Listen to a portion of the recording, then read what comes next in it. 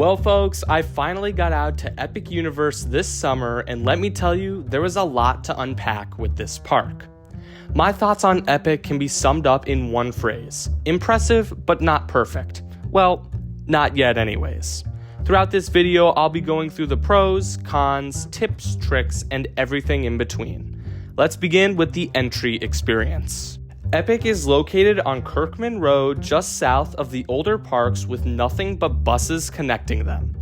Now, if you're driving to Epic yourselves, parking is more similar to the Disney parks with everything being outside. Unfortunately, unlike the Disney parks, there is no transportation to get you from your parking spot to the entrance, so get that sunscreen out because you've got a long walk in the Florida heat to start the day. Once you get to the entrance, you'll be faced with the same outdated universal security system. Nearly every other park has updated security, but even with all the updated infrastructure in this park, Universal does not. Another problem with the security is that you're thrown right into ticket scanning. It's a point of congestion that I really can't believe was overlooked. The app was also not working for me in this area, so bring physical tickets just in case. Unlike security, the ticket scanning is super high-tech and smooth. They scan your ticket, then your face, and you're in. If you're already in their system, they don't even need your ticket. They can just scan your face. Once you're in the park, you'll forget all about the heat and tedious security because the Kronos is that good. If you don't know, the Kronos is this large structure here, and it really is a work of art, especially at night with all the lights. It sets the tone beautifully for the journey you're about to go on. Once you walk under the Kronos, you'll find yourself in the first world, Celestial Park. For this review, I am going to rank each world touching on their rides, shows, food, etc., and at the end, I'll talk about the broader aspects of this park that don't necessarily fit into one world, like Fastlane and the Helios Hotel. We'll start with the central hub, Celestial Park. This is my least favorite land out of the 5, but there's still some good stuff to enjoy here. Stardust Racers is the premier attraction in Celestial Park, and it's a great one. There's so much airtime, a killer soundtrack, and some fun dueling moments. Plus, they put the flux capacitor from Back to the Future on the end of the trains, which is a detail I absolutely love. I don't think it's better than Velocicoaster, just based on theming purposes, but it is really close. The other ride in Celestial Park is Constellation Carousel, which is a good attraction for the whole family and the best carousel I've experienced. I think the food here is the best in the park. Pizza Moon and the Blue Dragon are both great, but the Atlantic is just on a whole other level. After waiting 3 hours for Battle at the Ministry, eating that lobster roll may have been the best meal of my life. The shopping and entertainment here are also top-notch, not to mention the Helios Grand Hotel towering over the rest of the land. It really is a beautiful structure that serves as Epic's Cinderella Castle. So you may be asking, Reed, if Celestial Park has the rides, food, shopping, and a nighttime show, why is it your least favorite land? Well, the theming here is just okay. There's some cool statues, and the landscaping is good, but nothing really blew my mind. There'll be long stretches of concrete that feel like they could have been better utilized. There's also not a lot of shade, but the trees will grow eventually, so not a big problem. Overall, I think Celestial Park is a great hub for Epic that hits every mark, but compared to the other lands, the immersion here is just not as good. Moving on to my least favorite of the 4 immersive worlds, we have Wizarding Paris and the Ministry of Magic. Despite it being so low on the list, Universal's 3rd iteration of a Harry Potter land is still one of my favorite theme park lands of all time. The sheer scale of this land is unlike anything Universal's ever done. Every building is huge and really sells the idea that you're walking through a bustling city center. Unlike the other Harry Potter lands, the pathways are pretty large, which I appreciate because it can get pretty crowded in there. The level of detail is also on par with the other Harry Potter lands. There's several activities that are available to explore with the new generation wands, and there's just a lot to explore in general, even without the wands. I will say, the kinetic energy in Wizarding Paris is not as high as the other worlds on the list, and that can definitely be felt walking around. I wish there was some grand event here to add excitement like the dragon who breathes fire at Diagon Alley. Moving on to the one and only ride in this land, Harry Potter and the Battle at the Ministry. Listen, this ride, like Epic as a whole, is impressive but not perfect. The queue is the best I've ever waited in. From the flu effect, to the massive Ministry atrium, to the animatronics, it really sets the stage for this ride. The first half of Battle at the Ministry is absolutely incredible, specifically the Death Eater scenes. The physical sets and animatronics combined with the ultra-realistic screens blew me away. The irrumpent animatronic was really impressive as well, but that's where the ride takes a turn. The story completely flies off the rails. One minute you're getting knocked away by the irrumpent, and the next you're flying through time and space. I'm also not a fan of the projected faces in the second half, especially on the Umbridge animatronic. This ride is also super problematic, and it always has a long line, which definitely dampened the experience on my rides. None of this is to say that the ride is bad, it's still a great dark ride, just a little overrated. This land also needs another attraction.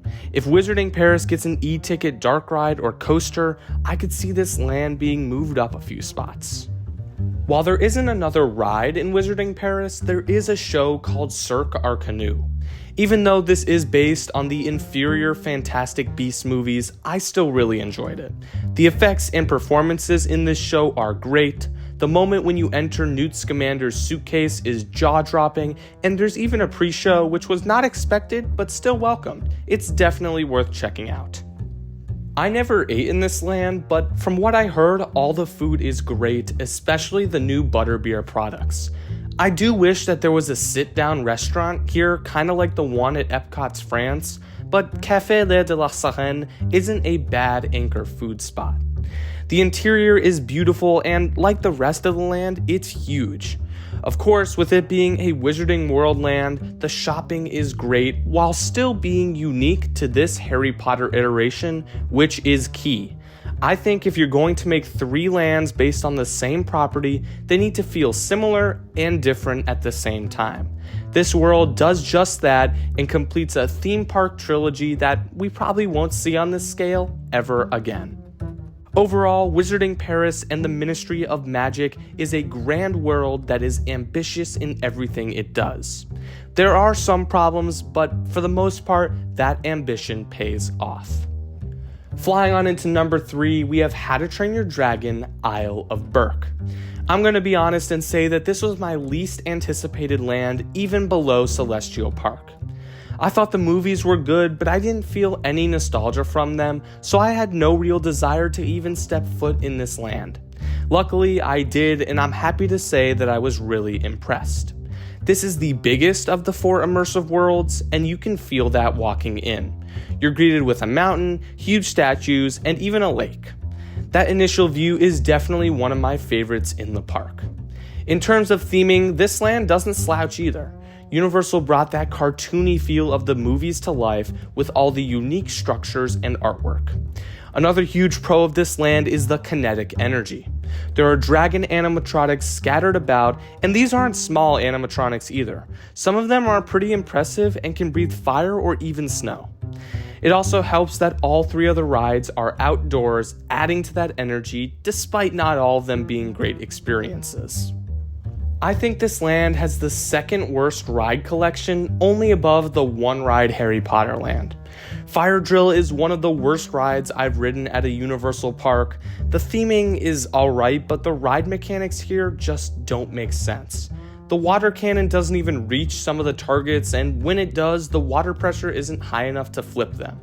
I know some people got really wet on this ride, but no one on my boat even got a drop on them.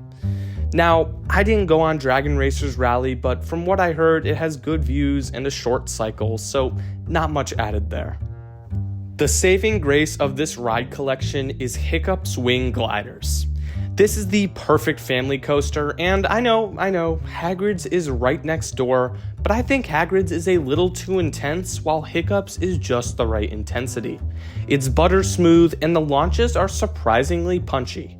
The toothless animatronic is also cool, though I wish you could see it for a longer time. The visuals are my favorite aspect of the ride. Flying around Isle of Berk at 40 miles an hour is fun, and the soundtrack is fun, and everything about this ride is just fun. Unfortunately, we can't talk about Hiccups all day, so we'll move on to Epic's second stage show, The Untrainable Dragon. I'm not too crazy about the songs here, but everything else is incredible. The puppeteering and costuming is great. Flying Toothless is one of the greatest moments I've ever seen on stage, or off stage. I don't really know how that works, but definitely check this show out. Like the rest of Epic, the food here is really good. I ate in Mead Hall, which is a super cool restaurant that is oozing with that Nordic vibe, and those meatballs were fantastic. I didn't get a chance to try the famous mac and cheese cones, but those look great as well. Overall, I had low expectations for Isle of Berk, but luckily it blew them away and became my third favorite land at Epic Universe. My runner-up for worlds at Epic Universe is Super Nintendo World. This land has so much content thrown into a compact space that it can feel overwhelming. The entry experience is my favorite out of all the worlds. You go up an escalator, through the green pipe, and emerge in the most colorful theme park land of all time. What Universal did with the architecture here is truly mind-blowing. It feels like you got sucked into the Mario games, Jumanji style. The kinetic energy here is also at an all-time high. Everywhere you look, there's something moving. From mushrooms to womp-womps to piranha plants to whatever this thing is. Everything is adding kinetic energy to this area. Unfortunately, with Mario being one of the most popular properties worldwide, this land gets slammed every single day, and it will get stressful trying to navigate through it. The pathways are not very large, so I often found myself squeezing through the large crowds just to get from ride to ride. The 2 levels in this land is a fine concept, but when there is zero shade, it can get pretty exhausting walking up and down stairs all the time. I think that Universal could have spread this land out just a little more to reduce guest stress. Fortunately, Mario World combined with Donkey Kong Country have 3 rides to disperse the crowds, but unfortunately, those rides are very low capacity. We'll start with the headliner for Mario World, Mario Kart Bowser's Challenge. I have very mixed opinions on this ride. On one hand, the theming is incredible both in the queue and on ride. Every single track is recreated beautifully, especially Twisted Mansion and Cloud Top Cruise. The best part of the ride is easily the Rainbow Road effect at the end. Videos seriously don't do that moment justice, it's so fun. I also think the ride vehicles are top class. They look exactly like the carts from the game, and they can spin you around pretty fast. On the other hand though, the cons are too big to ignore. The augmented reality does not work too well, it's overwhelming and distracts from the physical sets. I think the way to do this ride is actually without the augmented reality until the end so you could fully appreciate Rainbow Road. The other big con here is the capacity. This ride constantly pulls 2-hour waits, and trust me, it is not worth it. I would consider buying Express just to avoid this line. Anyways, let's move on to the second ride in Nintendo World, Yoshi's Adventure. This is the definition of a filler family attraction. It's a slow omni-mover that everyone in your party can ride. The views of the surrounding world are great, and the dark ride section is fun, but the ride is just too short. I appreciate it for what it is, and it helps with the insane Nintendo crowds, but this was a one and done for me. The best ride in Super Nintendo World is without a doubt Minecart Madness. This is located in the Donkey Kong Miniland, and it's an absolute blast. Going in, I didn't think the actual coaster sections would have many forces, but I was pleasantly surprised. The lift hills have a small boost near the top, which caught me off guard, and the roughness added an extra bit of intensity without being painful. The track jumping feature wasn't always perfect, but it definitely fooled me a couple times. My favorite part of this ride was definitely the show scenes. The animatronics combined with the fake out track effects created some of my favorite moments on any ride out there. This ride does have stunningly low capacity and is not included on Express, so be prepared to wait a while. It's also really sensitive to rain, so if it's a cloudy day during your visit and you see Minecart Madness running, I would prioritize it over the other outdoor rides like Hiccups or Stardust Racers. Overall, the theming, thrills, and awesome soundtrack create an experience that made me feel like a kid again. The surrounding Donkey Kong Country Miniland has basically the same pros and cons as the broader Super Nintendo world. The theming is immaculate, but the pathways are too small and it gets really crowded in there. The food meets the Epic Universe standards. The only thing I had here was the DK Crush float, and that was actually really good. I highly recommend it. I've also heard good things about Toadstool Cafe, and I wanted to eat there, but the line was always out the door. This land needs another quick service to disperse the crowds, because lines this long for food are pretty ridiculous. Overall, Super Nintendo World has the highest highs and the lowest lows at the park. Luckily, the highs mostly outweigh the lows, leaving it at number 2 on my list of Epic Universe worlds. Finally, we've come to my favorite land at Epic Universe, Dark Universe. This is by far the smallest land in the park, but what it lacks in size, it makes up for in content. Dark Universe is the most original of all the worlds at Epic Universe. The architecture combined with the dark color palette give this land a vibe that is only matched by Halloween Horror Nights. The vibe isn't the only thing shared with Horror Nights either. Universal actually has lots of characters just roaming around the land. While I was there, I saw the Invisible Man, a vampire, and Igor just walking around interacting with guests. The entire land is anchored down by one of the most impressive structures I've ever seen in a theme park, Frankenstein Manor.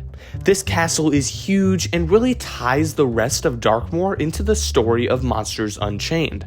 We'll get to that ride later, but we have to talk about the other main structure in this land, the Burning Blade Tavern. This is the dragon from Diagon Alley of Dark Universe. Every now and then, the entire windmill will catch fire, paying homage to the original Frankenstein movie. This effect is so cool and adds much needed theming to the back half of Darkmoor. The ride that takes up that back half is Curse of the Werewolf. This is a Mock Rides family spinning coaster that my expectations were far too high for. I was expecting a standout coaster, but this is more of a supporting attraction. The spinning forces are pretty good and the shed has nice theming, but other than that, the theming is very minimal. The story is not conveyed in the queue or on ride, and the ending obviously fell victim to budget cuts. I think this ride should have been more secluded from Darkmoor, both to give it a better vibe and so Universal could remove those weird nets. Curse of the Werewolf isn't a bad ride, but it doesn't live up to the quality that I expect from a Universal roller coaster. Luckily, the other ride in Dark Universe is a slam dunk and my favorite ride in the park. Monsters Unchained: The Frankenstein Experiment is a full package theme park attraction. The facade, queue, and pre-shows do their job by pulling you into the incredible story of Victoria Frankenstein. The actual ride is world class. Unlike its counterpart, Forbidden Journey, the ride system is smooth and not overly intense. If you're prone to motion sickness, I would still give this one a chance. All the animatronics are incredible, and the screens are just as realistic as Battle at the Ministries. The Wolfman and Mummy sequences are mind-blowing, but my favorite part of the ride is actually the beginning. From the Phantom to Victoria to Frankenstein to Dracula, it's just perfect. This ride, like many of the best Universal attractions, is quotable and has a fleshed out original story to go along with it. The cherry on top is the capacity.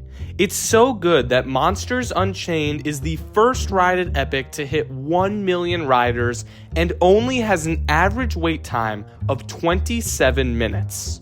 This makes the ride more enjoyable and more re-rideable than the other standout dark rides like Battle at the Ministry or Mario Kart. Is the finale a little underwhelming? Yes. Are there some unthemed patches? Yes. Did all of the animatronics work on my rides? No, but to me, these cons are a small price to pay for the incredible experience that is Monsters Unchained. Moving on to the food, it was pretty good. I think everybody should at least walk in both Das Steakhouse and the Burning Blade Tavern to look around. These are the best themed restaurants at Epic, and there's all sorts of classic monster references to check out. Don't sleep on the Dark Universe shopping either. That shop at the end of Monsters Unchained has some of the best merch in the park. To get the best Dark Universe experience, you have to visit at night. When the sun goes down, there truly is no competition for Dark Universe when it comes to theme park lands. Overall, Dark Universe is one of my favorite theme park lands of all time. From the rides, to the food, to the entertainment, to the shopping and architecture and theming, everything is nearly perfect. The only major con I have is that I wish there was more. And if that's the only problem, then you know Universal did something right. And that concludes my ranking of the worlds at Epic Universe, so let's move on to the broader aspects of the park, starting with the Helios Grand Hotel. Now, this hotel is very impressive. It has this modern Greek feel that blends well with Celestial Park. I do wish that there was a little more theming here. It kind of just feels like a regular hotel. I prefer elaborately themed hotels like the Portofino or Wilderness Lodge. The rooms are pretty good. We stayed in a deluxe room, but besides the pull-out bed, I couldn't see any difference between the deluxe and regular rooms. If you're staying at Helios, I highly recommend getting a park view room. Here was the view from our room, and I gotta say it was ethereal waking up to Epic Universe laid out on a platter. We did eat at the Flora Taverna restaurant in the lobby, and the food was good but really overpriced for the portions that you get. Of course, the main reason people stay at Helios is for the amenities. You get 1 hour of early park admission, as well as your own separate entrance, and let me tell you, these perks were super helpful. During our visit, we got in at 9:05 and only waited about 70 minutes for Battle at the Ministry. Another strategy I would recommend is to go to Mario World and beat the crowds to Donkey Kong and Mario Kart. Let's move on to the fast passes of Epic Universe Express. Now, I've been to Epic 3 times, but only once with Express, and it made a huge difference. We saved hours not waiting in line for rides like Mario Kart, Hiccups, Stardust Racers, and Curse of the Werewolf. Universal just added both Battle at the Ministry and Minecart Madness to Express, so I would say it's definitely worth the expensive price tag. They also have a new scanning system for Express, similar to the park entrance, where they scan your face to skip the line, meaning no re-rides. If you're going to Epic for only 1 day, then I recommend you go big or go home. Stay at Helios for the perks and splurge on the Express so you could save time to see all that Epic has to offer. Now, Epic has 3 major downsides that affect the whole park. First, the weather. There are very few rides to handle the crowds when it rains. Whenever there was lightning in the area, I found myself gawking at the 3-hour waits for Mario Kart and Battle at the Ministry. Even Monsters Unchained, which has some of the best capacity at Universal, starts to rack up a line in the bad weather. If there's lightning in the area, I recommend you don't even bother trying to do a ride and instead catch a show or grab a bite to eat. Epic's next ride, whatever theme it may have, needs to be a high-capacity indoor attraction. The second downside isn't really a big deal, but it still bothered me. The park hours here are pretty disappointing. Opening at 10 a.m. is fine, but that should mean the park stays open till 10 p.m., right? Wrong, it closes at 9. It's a shame because looking at the park from our hotel room, we could tell it would be awesome to walk around at night. Luckily, this is something that can be fixed either by Universal themselves or the time of year you visit. The final major con is the newness. Now, don't get me wrong, I love how advanced the theming and rides are, but sometimes you're looking for that aged charm. The Disney parks are prime examples of this. Adventureland at Magic Kingdom has that X factor that Isle of Berk just doesn't have yet. And that's the key word, yet. I think a couple of decades from now, Epic will have secured that charm that elevates a park to the next level. And that will do it for my review of Universal's Epic Universe. This park is absolutely incredible. It has some of my favorite rides of all time, and I'm sure it will be a big success for Universal. It should come as no surprise that I highly recommend you visit Epic as soon as possible. It's not perfect, but the potential is high, and I can't wait to see what Universal does next with Epic Universe. But for now, make sure to like and subscribe so you don't miss my next video. Let's ride!